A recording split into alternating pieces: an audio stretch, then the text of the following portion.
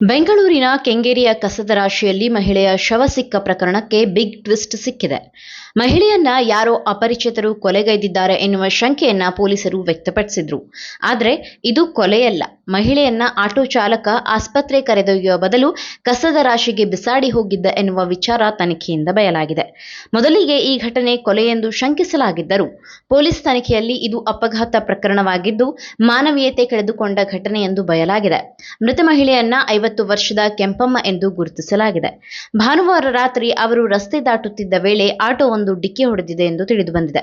ಅಪಘಾತದ ನಂತರ ಗಾಯಗೊಂಡಿದ್ದ ಮಹಿಳೆಯನ್ನ ಆಸ್ಪತ್ರೆಗೆ ಕರೆದೊಯ್ಯುವುದಾಗಿ ಹೇಳಿದ ಆಟೋ ಚಾಲಕ ಆಕೆಯನ್ನ ಚಿಕಿತ್ಸೆಗಾಗಿ ಸಾಗಿಸುವ ಬದಲು ಕೆಂಗೇರಿ ಪೊಲೀಸ್ ಠಾಣಾ ವ್ಯಾಪ್ತಿಯ ಮೈಲಸಂದ್ರ ಸಮೀಪದ ರಸ್ತೆ ಬದಿಯ ಕಸದ ರಾಶಿಗೆ ಎಸೆದು ಪರಾರಿಯಾಗಿದ್ದಾನೆ ಎಂಬುದು ತನಿಖೆಯಿಂದ ಬಹಿರಂಗವಾಗಿದೆ.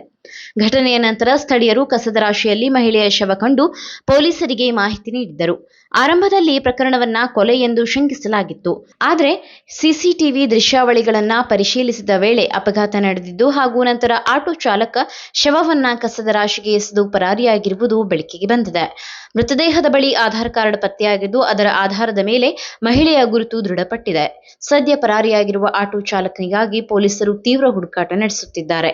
ಘಟನೆಯ ಸ್ಥಳದಲ್ಲಿ ಪೊಲೀಸರು ಕಟ್ಟುನಿಟ್ಟಿನ ಪರಿಶೀಲನೆ ನಡೆಸಿ ಮುಂದಿನ ಕ್ರಮ ಕೈಗೊಂಡಿದ್ದಾರೆ.